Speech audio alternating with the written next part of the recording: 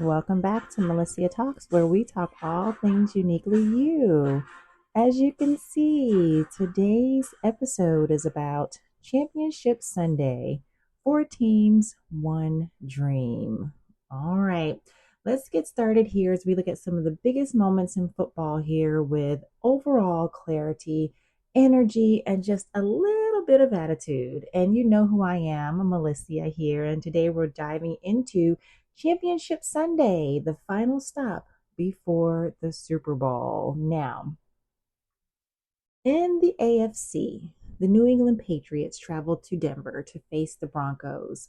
In the NFC, we have the Seattle Seahawks hosting the LA Rams. This is definitely a heavyweight divisional showdown between both of them.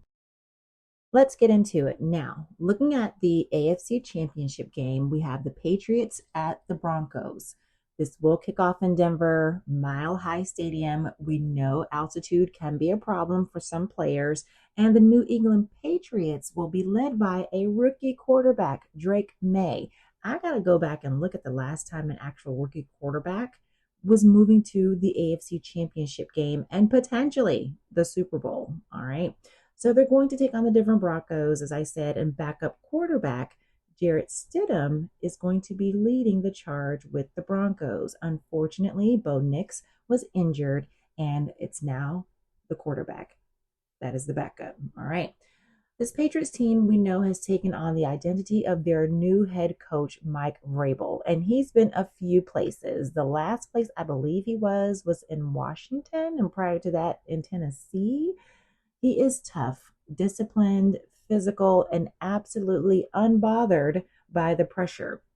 And just knowing that he was at other places and not as successful just really shows you how people need to be in the right environment to thrive. Let that sink in for a moment. All right, moving back to Vrabel. He's brought back that old school edge New England fans have been craving. And we know Tom Brady had been there for years, Bill Belichick, the coach, for years, and they are used to winning. All right. So, hey, he's brought this back. His defense is aggressive, smart, and opportunistic, and his young quarterback has grown up fast under that environment. And this has been amazing. So, Drake May, he has been the story of the season for the New England Patriots. He's shown poise, arm talent, and the ability to make big time throws in big time moments. And then add in the run game, Stevenson, and this defense that thrives on chaos. The Patriots have come into this matchup with real momentum. I'm excited to kind of see what they're going to do, although my team, which we're not going to talk about, should be here. But anyways, moving on. Across the field, the Broncos have had one of the strangest and most resilient seasons in the league. With rookie Bo Nix now sidelined, as I mentioned, it's Jarrett Stidham stepping into the spotlight. Stidham isn't very flashy, but he's steady, experienced, and familiar with New England's defensive tendencies. A wrinkle that makes this matchup even more intriguing. And I will be watching because I am intrigued. Really, I am. Head coach Sean Payton has rebuilt Denver's identity around balance, creativity, and situational mastery. We know he, of course, had been the head coach for many years out with the New Orleans Saints. And I believe he may have been somewhere else before that, the Seahawks. But here he is now with the Broncos. Don't quote me on that one. I got to do my research on that. Whether he was with the Seahawks, but he may not have been. But either way, he was with the New Orleans Saints, okay? And he won a Super Bowl down there, all right? All right, so moving on. We're going to expect him to lean heavily on the run game, quick reads, and misdirection to keep Stidham comfortable. And again, he's the backup quarterback. So now we've got to put the whole offensive scheme around Stidham. This game comes down to a few key questions. Can Stidham handle the pressure of Vrabel's packages for 4 full quarters? Can May stay composed in the altitude and noise of Mile High Stadium? Which coach wins the chess match? Will it be Vrabel's defensive mind or Peyton's offensive genius?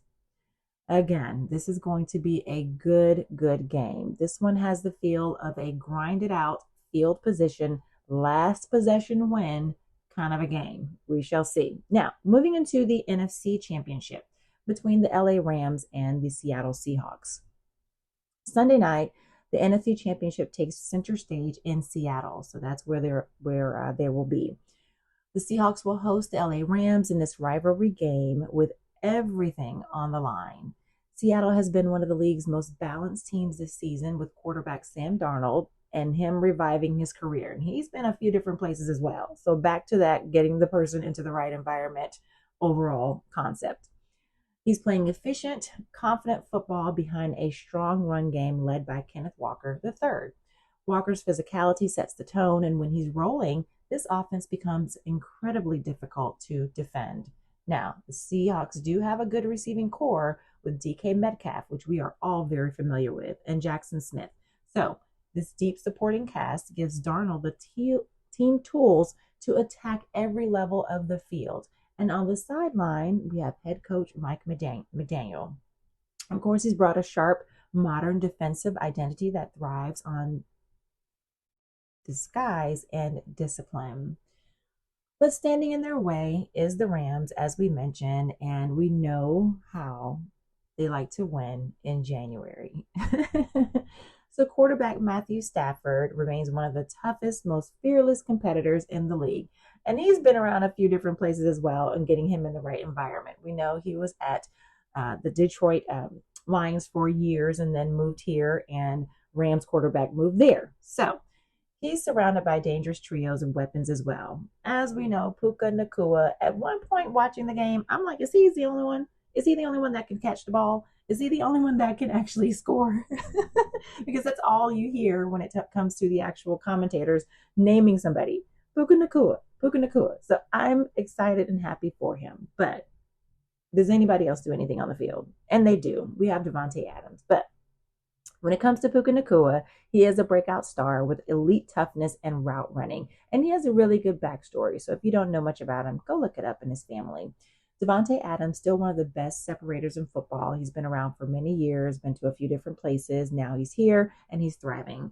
Karen Williams, a versatile back who keeps defenses honest. And so he's, of course, out there as well. Now, the mastermind behind it all with them, the LA Rams, Sean McVay, still one of the most creative offensive coaches in the NFL. And this matchup is all about matchups and adjustments. Now, questions for this game.